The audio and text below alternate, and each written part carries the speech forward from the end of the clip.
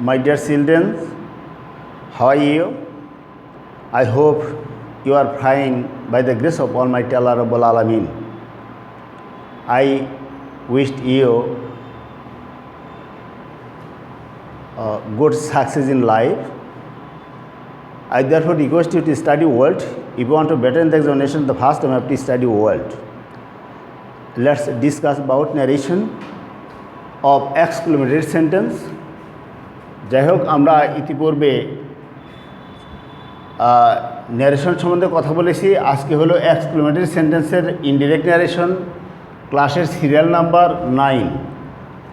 Exclamatory সেন্টেন্সের indirect narration করতে গেলে রিপোর্টিং ভার্ব সে এর পরিবর্তে এক্সক্লেইম, আর সেইড থাকলে এক্সক্লেইমড, অর্থাৎ সের জন্য এক্সক্লেইম আর সেইড থাকলে এক্সক্লেইম। সে এর পাস্ট ফর্ম হলো সেইড আর এক্সক্লেইম এর পাস্ট ফর্ম হলো এক্সক্লেইমড। এই রিপোর্টিং ভার্ব পরিবর্তন করে এখানে আসতে হবে। আর রিপোর্টেড স্পিচ দ্বারা যদি আনন্দ বোঝায় তাহলে এই এক্সক্লেইমের সাথে অতিরিক্ত আসবে উইথ জয়। আর এই রিপোর্টেড স্পিচ দ্বারা যদি দুঃখ বোঝায় তাহলে এক্সক্লেইম তো থাকবেই, রিপোর্টিং ভার্ব সের পরিবর্তে তো এক্সক্লেইম আসবেই, এর সাথে অতিরিক্ত থাকবে উইথ সরো অথবা উইথ গ্রিফ। এই জন্যই বলা হয়েছে উইথ জয়, এটা হলো আনন্দের ক্ষেত্রে। আর উইথ সরো বা গ্রিফ এটা হলো দুঃখের ক্ষেত্রে। আর উইথ সারপ্রাইজড অবাক করা কোনো কিছু বোঝালে অথবা অবাক করার ক্ষেত্রে। আর ইনভার্টেড কমার পরিবর্তে ডিরেক্ট ন্যারেশনে যে ইনভার্টেড কমা থাকবে, এই ইনভার্টেড কমার পরিবর্তে ইনডাইরেক্ট ন্যারেশনে এখানে বুঝবে দ্যাট প্লাস সেন্টেন্সটি হবে অ্যাসার্টিভ। আমরা ইতিপূর্বেই পড়েছি যে কোনো সেন্টেন্সের ইনডাইরেক্ট ন্যারেশন করলে সেন্টেন্সটি হবে অ্যাসার্টিভ। কাজে এক্সক্লেমেটরি সেন্টেন্সকেও অ্যাসার্টিভ সেন্টেন্সে পরিণত করতে হবে। শুধু তাই নয়, আর সেন্টেন্সটির হবে টেন্সগত পরিবর্তন। শুধু এক্সক্লেমেটরি সেন্টেন্সকে অ্যাসার্টিভ সেন্টেন্সে পরিবর্তন করলেই হবে না, এখানে রিপোর্টিং ভার্বের উপরে নির্ভর করে পরবর্তী অংশের টেন্সগত পরিবর্তনটা। কাজেই যদি টেন্সগত পরিবর্তনের দরকার হয়, নিয়ম অনুযায়ী পরিবর্তন যদি করণ লাগে, তবে এখানে এই পরিবর্তনটা করতে হবে। যেমন ইম্পারেটিভ সেন্টেন্সের টেন্সগত পরিবর্তন হয় না, তার একটা মাত্র কারণ হলো ইনভার্টেড কমার পরিবর্তে বসে আমরা টু। যখনই টু বলবো, টুর পরে সবসময় বুঝবে ভার্বের বেস ফর্ম। আচ্ছা দেখো, উদাহরণটা দেখো। সাজেস অর্থাৎ হি সেইড, সে বলল how beautiful the rose is, গোলাপ কত সুন্দর। তাহলে রিপোর্টিং ভার্ব সেইড। আর দেখতে হবে এই রিপোর্টেড স্পিচ দ্বারা কি বোঝাচ্ছে, এর অর্থের প্রয়োজন আছে। এখানে রিপোর্টেড স্পিচ দ্বারা কি বোঝাচ্ছে এটা আমাদের দেখতে হবে।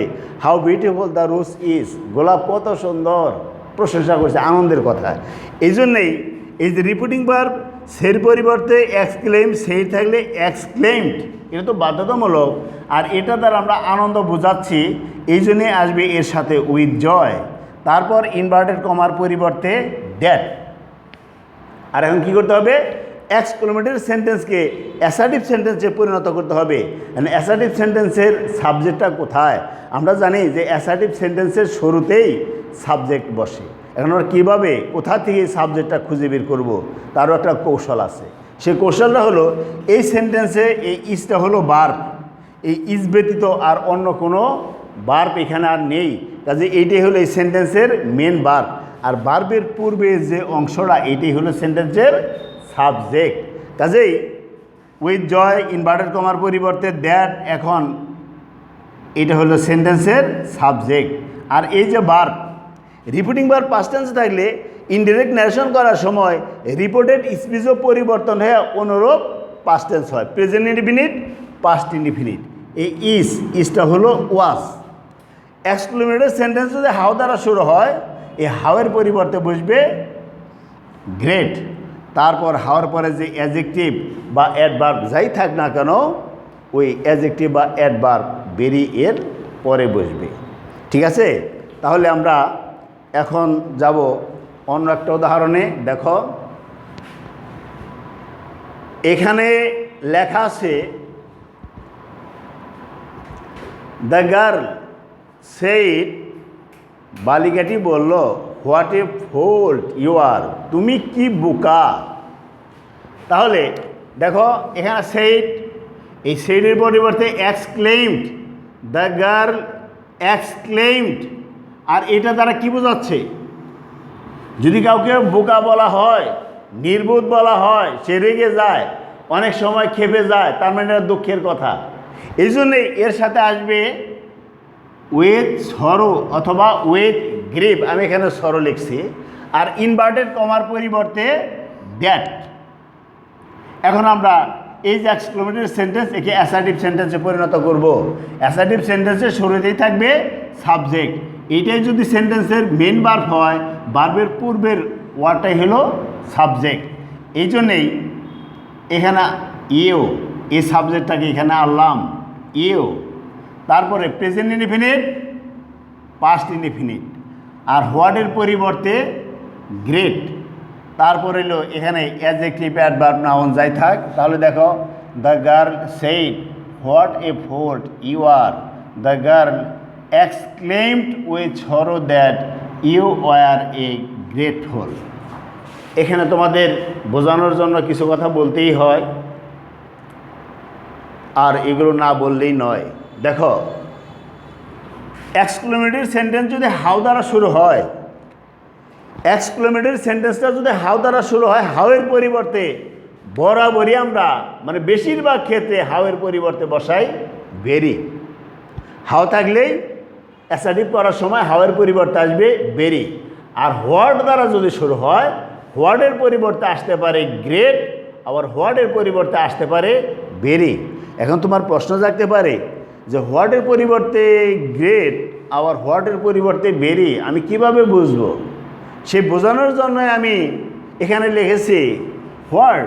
এই হোয়াট এক্সক্লেমেটরি সেন্টেন্স যখন হোয়াট দ্বারা শুরু হলো, রিপোর্টেড স্পিচ দ্বারা যদি দুঃখ বোঝায়, তাহলে হোয়াটের পরিবর্তে বসাতে হবে আমাদের গ্রেট। আবার এক্সক্লেমেটরি সেন্টেন্স হোয়াট দ্বারাই শুরু হলো, হোয়াট দ্বারা যদি আনন্দ বোঝায়, অর্থাৎ ওই রিপোর্টেড স্পিচ যে অংশটুকু থাকবো ওই এক্সক্লেমেটরি সেন্টেন্সে, তখন এই হোয়াট যদি সেন্টেন্সের শুরুতে থাকে, এই হোয়াট দ্বারা যদি আনন্দ বোঝায়, তখন হোয়াটের পরিবর্তে বসবে ভেরি। তাহলে হোয়াট দ্বারা দুঃখ বোঝালে হোয়াট পরিবর্তন হয়ে গ্রেট হয়, আবার হোয়াট দ্বারা আনন্দ বোঝালে হোয়াট পরিবর্তন হয়ে ভেরি হয়। দুইটা উদাহরণ দেখো। হি সেইড, সে বলল, what a nice bird it is. What a nice bird it is, nice সুন্দর, আনন্দের কথা। এই জন্যেই এর পরিবর্তে দেখো, সেইডের পরিবর্তে তো আসলো এক্সক্লেইমড। আর এই রিপোর্টেড স্পিচ দ্বারা কী বোঝাচ্ছে? দুঃখ না আনন্দ না অবাক কিছু। যদি আনন্দ বোঝায়, এর সাথে উইথ জয়, যেহেতু আনন্দ বোঝাইছে এই জন্যই ব্যবহার করছি উইথ জয়। আর ইনভার্টেড কমার পরিবর্তে দ্যাট। আবার বলা আছে এটা সাবজেক্ট, এটা হলো ভার্ব, কারণ ভার্বের পূর্বের অংশটাই সেন্টেন্সের সাবজেক্ট, অ্যান্ড সাবজেক্টটা সেন্টেন্সের শুরুতে এসে যাবে। এক্সক্লেমেটরি সেন্টেন্সে সাবজেক্ট যেখানেই থাক না কেন, অ্যাসার্টিভ করার সময় তাকে সেন্টেন্সের শুরুতে নিয়ে আসতে হয়, কারণ অ্যাসার্টিভ সেন্টেন্সের শুরুতেই সাবজেক্ট থাকে। আনলাম সাবজেক্ট ইজ, এটা হলো প্রেজেন্ট ইনডিফিনিট, পাস্ট ইনডিফিনিট। আর হোয়াট দ্বারা কি বুঝাইছে? আনন্দ বোঝাইছে, এই জন্য হোয়াটের পরিবর্তে ভেরি। তাহলে he said what a nice bird it is, he exclaimed with joy that it was a very nice bird. দ্বিতীয় উদাহরণটা দেখো। He said what a tout the boy was. কাউকে টাউট করলে সে খুশি হয় না, বেজার হয়। প্রয়োজন বোধে যে টাউট, কেন টাউট বললো সে আমাকে, কী কারণে টাউট বললো, দেখা যায় যে বাক বিতণ্ডা শুরু হয়। কাজেই টাউট বললে কেউ খুশি হয় না, সেই ক্ষেত্রে এটা হলো দুঃখের কথা। তাহলে দেখো, he said what a tout the boy was, সে বলল ছেলেটি কি টাউট ছিল, তাহলে দুঃখের কথা। তারপরে কি দেখো, হি এক্সক্লেইমড উইথ সরো অথবা গ্রিপ, দুইটার যে কোনো একটা। উইথ সরো অথবা গ্রিপ, দুইটা ওয়ার্ডের যে কোনো একটা নিবা। হি এক্সক্লেইমড উইথ সরো বা গ্রিপ দ্যাট, ইনভার্টেড কমার পরিবর্তে দ্যাট, তাহলে এখানে এটা হলো ভার্ব, এটা সাবজেক্ট।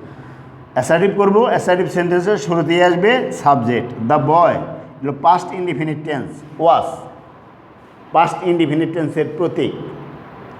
তাহলে পাস্ট ইনডিফিনিট পাস্ট পারফেক্ট, ওই যেই রিপোর্টিং বা পাস্ট টেন্সে থাকলে ইনডিরেক্ট ন্যারেশন করার সময় রিপোর্টেড স্পিচও পরিবর্তন হয়ে অনুরূপ পাস্ট টেন্স হয়। Present indefinite past indefinite, present continuous past continuous, present perfect past perfect, present perfect continuous past perfect continuous. Past indefinite হবে পাস্ট পারফেক্ট। পাস্ট পারফেক্ট টেন্সে সাবজেক্টের পরে বসবে হ্যাড। আর এই যে ভার্ব ওয়াজ, ক্যামিজার, এর পাস্ট ফর্ম হলো ওয়াজ ওয়ার, আর পাস্ট পার্টিসিপল হলো been. He said what a tout the boy was, he exclaimed with sorrow oblique grief that the boy had been a great tout. এই যে what দ্বারা দুঃখ বোঝাচ্ছে, এই জন্য হোয়াটের পরিবর্তে গ্রেট বসলো। যাই হোক, পরবর্তী সময়ে আরেকটি ক্লাস নিব ওই ন্যারেশনের উপরে। এর মধ্যে সেন্টেন্সের যে খুঁটিনাটি যা আছে সেই সম্বন্ধে আলাপ আলোচনা করব। আর তোমাদের আবারও বলছি, ন্যারেশন পারতে গেলেই টেন্সের কোনো প্রকার সমস্যা রাখা যাবে না। আর তোমার নিকটবর্তী ওয়ার্ডকে দূরবর্তী ওয়ার্ডে পরিবর্তন, পার্সনের সমস্যা থাকলে সেই পার্সনের সমস্যার সমাধান, এগুলো শেষ করেই ন্যারেশনে আসা উচিত। কাজে তোমরা বেশি বেশি পড়বা, রিভাইসের মধ্যে রাখবা। পরবর্তী সময়ে তোমাদের জন্য আপাতত আজকের মতো ন্যারেশন শেষ, পরবর্তী সময়ে এর মধ্যে যে খুঁটিনাটি যা আছে সেই সম্বন্ধে আরেকটি ক্লাস নিব। এ পর্যন্ত তোমরা ভালো থেকো। মে আল্লাহ bless you. Okay, thank you so much.